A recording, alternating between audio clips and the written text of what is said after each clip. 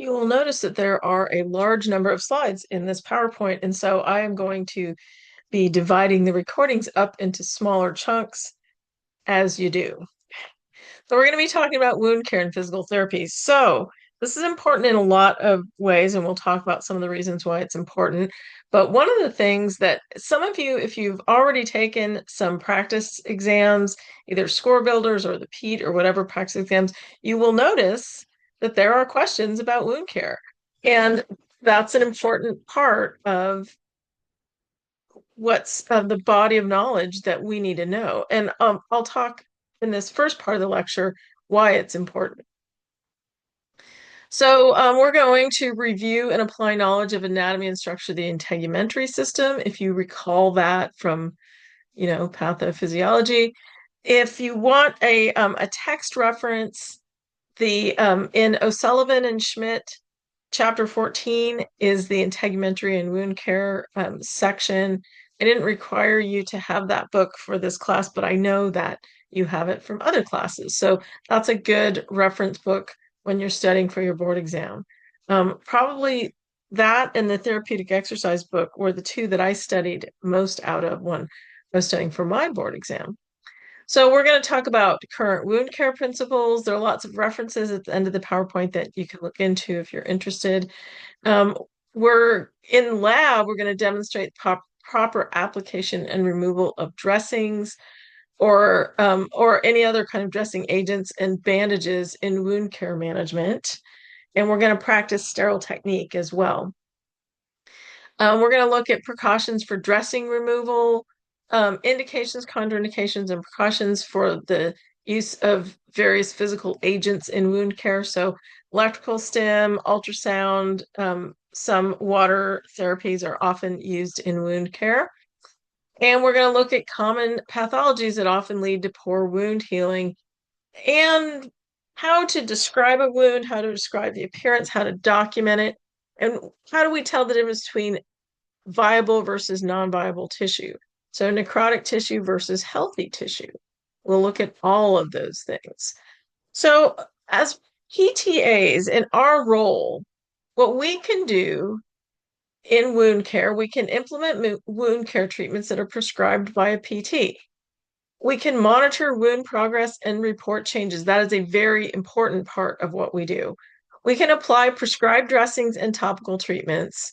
We can perform debridement techniques as delegated, except we are not allowed to do sharp debridement, where you use a scalpel or some sharp instrument to remove non-viable tissue. PTs can do it in the state of Washington. They require a special endorsement on their license, so additional training and a special endorsement to do sharp debridement. But there are other types of debridements that we can do. Uh, Educating patients on wound care procedures, that's a very important part of what we do. And documenting treatment responses. So we can't perform initial wound evaluations, you know that, of course. We can't modify the treatment plan without the PT's approval, and we cannot make clinical decisions about wound care progression, like how it's going to change. That is up to the PT to do that. So why does it matter? Why does wound care matter? For one thing, it's our job as PTAs to promote an optimal healing environment for patients. And in wound care, that creates a visible change for the patient. But and healing is the same whether it's internal or external. When we're starting to talk about the care for wounds, it is expensive and it's only getting more expensive. The having a non-healing wound negatively impacts the patient's mental and physical health, and wounds can a lot of times either be improved or prevented. So in 2018, Medicare cost estimates for acute and chronic wound treatment range between 28.1 billion and 96.8 billion dollars. Those are statistics from the next year from 2019. And the reference to that article is at the end of the PowerPoint. The cost of a pressure ulcer can be between 20,000 and $150,000 per wound. That is a lot. But if it's losing your leg or that amount of money. I don't know, that might be worth it for your leg. For a venous ulcer, $10,000 to $34,000 for a non-healing wound. So that is a lot of care. With the continued rise of obesity and diabetes and increasing healthcare costs added to an aging population, these numbers are expected to continue rising. And according to the CDC in 2019, more than 100 million adults are living with diabetes or prediabetes. So that could lead to different types of wounds, and we'll talk about some different types of wounds. So wounds negatively impact a person's physical and psychological health. They impact mobility, social interactions, and mental health. So you wouldn't think like, oh, it's a wound, but it impacts so many areas of your life. So appropriate and well-timed wound care can expedite the body's natural healing process and get patients back to recovery and socialization and activity and the things that are going to improve their physical and psychological health. There are currently 200,000 amputations performed annually due to vascular deficits, and this number is expected to continue increasing. And in my clinical experience, when I was documenting wounds, it was mostly with people with amputations. And that is just because of my patient caseload and the type of patients that I saw. I didn't do lymphedema. There were other people in the clinic that did lymphedema, and they saw wounds. But the wounds that I saw were usually amputation related pressure wounds a lot of times. Um, so both obesity and diabetes impede blood flow, and they contribute to increased risk of chronic wounds. Remember, circulation equals healing, like I always say. And if your circulation is compromised, your healing is going to be compromised. So PTAs would be performing wound care in wound centers. If you work in a hospital that has a wound center, one of the PTAs that I went to school with did that in a hospital wound center. In hospitals with people that are in acute care, in home health, certainly, and sometimes in other outpatient or inpatient settings. In a lot of facilities where it's an inpatient setting, there is a wound care team. A PT or PTA might be part of that team, but a lot of times it involves other areas, nursing, etc. And but we can be a part of that team. So, talking about normal skin anatomy, just reviewing, our skin is a large organ that weighs approximately 6 to 9 pounds, and is 20 square feet in area. I've seen 20 and 22, so that it's big, if you spread it all out. So it's consists of three layers: epidermis, dermis, and hypodermis. The epidermis is the outermost layer. It's thin and mostly avascular, and it regenerates every 4 to 6 weeks. So I always say all the dust in your house that you pull up, that's like skin cells that sloughed off. Nice, right? So the dermis is thicker, and it contains blood vessels and nerves and hair follicles and lymphatic vessels and sebaceous glands. It gives our skin its tensile strength. There's a lot of fibroblastic activity in the dermis, and the fibroblasts are creating elastin and collagen, and that gives our skin its lovely elasticity because it has to move as we move, right? It has to stretch as we move. The hypodermis is the subcutaneous tissue that is um, mostly, there's adipose tissue there. It's kind of our padding. That's our subcutaneous fat layer. No matter how thin you are, you have a little bit of padding. There's connective tissue in the subcutaneous tissue, major blood vessels, like the larger ones, but nerves and lymphatic vessels also in that subcutaneous tissue. So the skin is a very complicated organ, and it serves many functions. The really the quote that I read that I thought was really funny when they talked about the size of someone's skin, if you spread it all out, it's enough to cover a large dining table. And if that's not a creepy image, I don't know what is, but gives you an idea of how big our skin is, which is pretty interesting. But the skin's constantly exposed to potentially destructive elements in the environment. So the really over time, there are insults to our skin that impact its potential to heal acute or chronic wounds, because your skin changes over time a lot. So the three layers, the epidermis, the dermis, and the hypodermis or subcutaneous layer, they're all composed of different types of tissue, and each layer has different thicknesses and different functions. And the thickness varies from person to person. Some people just have thinner skin, and some people have thicker skin, and not psychologically speaking, but yes, that too. But it also varies from one body part or another. So some areas of your body have thicker skin than other areas of your body. So the epidermis is the outermost layer, regenerates every 4 to 6 weeks, like we said. So this is the layer that functions to maintain our skin integrity and provide a physical barrier to microorganisms, pathogens that might be trying to get into our body, and to environmental assaults like UV rays and uh, extreme temperatures and that kind of thing. So there is a little membrane, a basement membrane of the epidermis that separates the dermis from the epidermis. The lowest level of cells, those are the mitotic cells that are dividing to make more epidermis, and then it moves up through the layers. And the top layer is avascular, and it's basically like little cell membranes filled with keratin. It's our outer shell. You can think of it that way. So the dermis is thicker than the epidermis, and the dermis is sort of, you can sort of think of it as the functional area versus the protective area, if that makes any sense. So the dermis provides tensile strength and support. There's blood and oxygen to the skin from the dermis because that's where most of the blood vessels are. Hair follicles, lymphatic vessels, sebaceous glands, um, sweat glands also, and that's helping maintain temperature homeostasis. So there are lots of, like I said, there's lots of fibroblastic activity in the dermis. So the fibroblasts are spitting out collagen, spitting out elastin, spitting out any matrix proteins, the glucosaminoglycans and everything that we need to maintain that skin structure. So the fibroblasts are responsible for the formation of the collagen and the ground substance and the elastin proteins.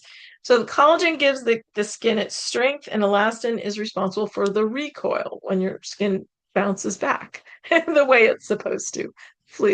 Hopefully it bounces back. So the subcutaneous tissue is adipose and connective tissue, as well as major blood vessels, nerves, and lymphatic vessels.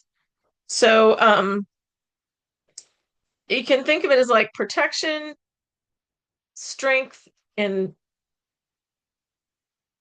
communication with the rest of the body, and cushioning in the subcutaneous layer. So the skin is so important to so many things in our body.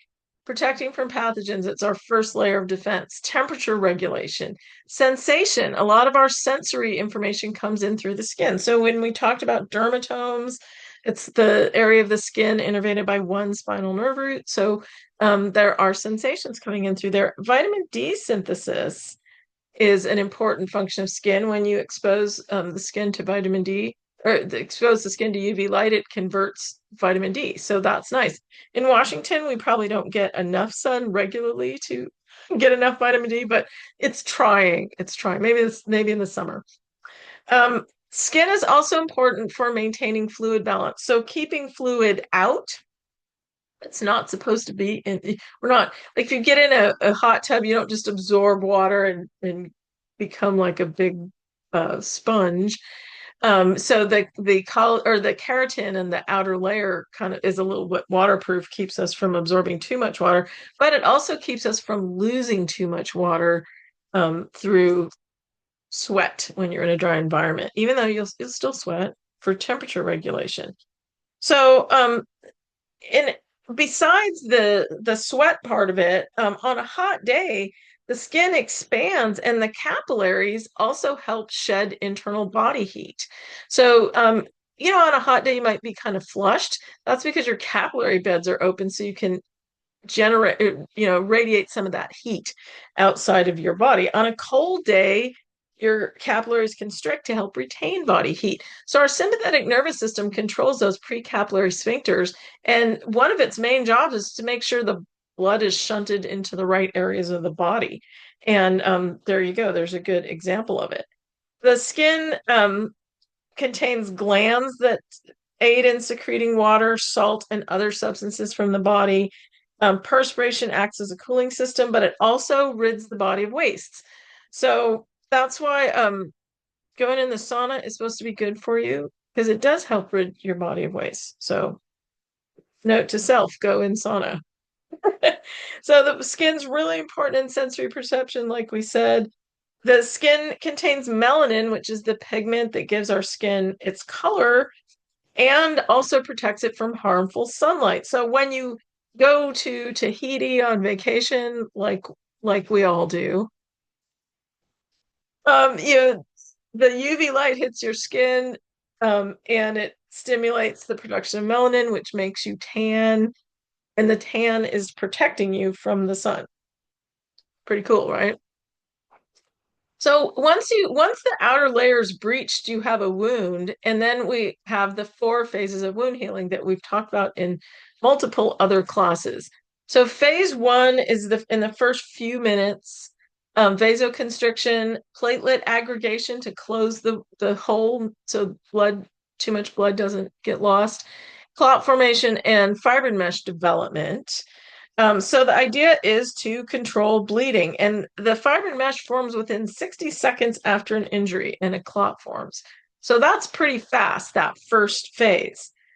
The second phase is the inflammatory phase. And so a lot of times we tend to think of inflammation as bad, but inflammation is actually the initiation of the healing process. So in the first 4 days after a wound, you have the inflammation process, 3 to 4 days after an injury. The blood vessels leak, exudate, and create swelling. Mast cells and platelets are activated. Neutrophils phagocytize bacteria within the wound. Macrophages enter the wound and clean dead tissue and release growth factors. So that migration of white blood cells is really important, but the vasodilation is how they get out into the tissues. So you get vasodilation, which causes increased vascular permeability, and the white blood cells can proliferate into the tissue. They can remove debris and start releasing growth factors for the next stages of healing. So the next phase, the proliferative phase, is the formation of granulation tissue, 4 to 21 days. So you get new blood vessel formation, angiogenesis, fibroblast proliferation to make the collagen and elastin and everything that we need, collagen synthesis, granulation tissue formation, and epithelialization. So the epidermal cells, granulation tissue is highly vascular, so it's red. So when you have a new scar, it's red, and then later on, as it matures, it fades in color. I'm sure we've all experienced that with minor scars. It's red because of that angiogenesis. So that highly vascular tissue, granulation tissue is highly vascular, red, shiny, and lumpy, and contains macrophages, capillary beds, fibroblasts, endothelial cells. Epidermal cells actually can leapfrog from the edge of the wound to fill the space over the granulation tissue. So we'll review healing by primary intention and secondary intention, but if the wound edges aren't close together, you need that epithelialization to form that upper layer to heal the wound over the granulation tissue. The wound is going to contract as it heals, and the edges are going to get closer together by that wound contraction. So the last phase is phase 4, the maturation remodeling phase, and these timelines are approximate, obviously, 21 days up to 2 years. And at that point, the type 3 collagen of early healing gets replaced by type 1 collagen, which is tougher, and it provides more tensile strength. So bundles of randomly arranged fibers get organized and realigned in the lines of stress. So we can really influence the remodeling phase by how we treat the scar. Scar mobilization is really appropriate at this point in time, and we can do that with our patients in the clinic, and we can show them how to do it as well. And that can help improve the tensile strength and the functionality of the scar. So the goal is we really want to have a functional scar that isn't stuck down to the tissue underneath it and it moves as the other tissue moves. We obviously lost some function because collagen doesn't have the same function as the cells that were replaced. But if you have a good remodeling phase, you can have a nice functional scar. So healing by primary intention, it's the healing of tissues that are brought together by sutures or staples or adhesive. There's no loss of tissue or minimal loss of tissue. So the edges of the wound are closely approximated and usually held together. The wound is also clean. It doesn't have any debris or bacteria or anything in it. So a lot of times a surgical wound is a wound that heals by primary intention. Secondary intention, the wound is left open to heal for various reasons. The granulation tissue fills in the open space, so the edges are not closely approximated. And epithelialization occurs from the edges of the wound and the follicles, if present, within the wound. And the wound closes by wound contraction. So with primary intention, the wound is closed surgically, but with secondary intention, the wound closes by contraction of the tissues. So the factors affecting wound healing, there are intrinsic and extrinsic factors, of course. Intrinsic factors include age. If you're young, you heal faster. If you're old, you don't heal as fast. That's pretty much how it works. Um, the nutritional status. So wounds need oxygen, they need protein, they need fatty acids, they need vitamin C, zinc, and iron. They need a clean environment with a um, low bacterial load. So clean environment, basically. So chronic diseases like diabetes and vascular disease can inhibit wound healing. Medications like steroids or chemotherapy medications can hinder healing. Your immune status, if your immune system isn't working as well, then your inflammatory processes aren't working as well. Smoking slows down wound healing. So I used to work with one PT that would always put that in the chart. Counseled patient on smoking cessation to promote wound healing. But that's a good idea. Counsel people. Can't make them do it, but you can give them advice. Um, Extrinsic factors include the wound location. Obviously, if it's on a place that has a lot of pressure or shearing, or it's a very mobile place, like like right on your elbow, and every time you bend your elbow, it breaks open, something like that, that can affect wound healing. Infection, of course, moisture levels, either too dry or too wet. It has to be just right. It's a Goldilocks thing. Um, Pressure or trauma. So pressure or trauma to the wound can inhibit wound healing. Temperature, it has to be at the right temperature, and oxygen levels. That's pretty important. So sometimes, especially in an open wound, a wound that's left open to heal, you can get what's called a biofilm. Biofilm is a microbial colony that's encased in a polysaccharide matrix, which can become attached to a wound surface. And that can affect the healing potential of chronic wounds because those little microbes are producing destructive enzymes and toxins, and that can promote a chronic inflammatory state within the wound. And so that's not good. Biofilms can also form on equipment and other things. So that's where having the clean environment and using sterile procedure for changing wound dressings and that sort of thing is so important because you want to avoid the formation of a biofilm. So we're going to talk in the next section, we're going to talk about different types of non-viable tissue, and one of them is called slough, and we'll talk about what it looks like. But slough is actually biofilm. So if you can remove that slough, you can remove that biofilm, it gives the wound the best chance at healing. So some of the debridement that we do is to remove that non-viable tissue to give the best chance at healing. So why do wounds not heal as they should? That's the thing. So what's the deal with chronic wounds? So to heal, the wounds need to progress through the four phases of healing that we talked about, with the cellular dynamics and nutrients needed for progression to the next phase. So without all the correct factors, they might get stalled in a phase and not complete the healing process. So if you have a low white blood cell count, you might get stalled in that inflammation phase because the white blood cells aren't there to clean stuff up. If you have poor circulation, you might get stalled out in the proliferation stage or in the inflammatory stage because you're not getting, the wound isn't getting the oxygen that it needs. So there are a lot of things that can stall out the healing process and result in chronic wounds. So in the next section, we're going to talk about wound classification and types of wounds and types of viable and non-viable tissue.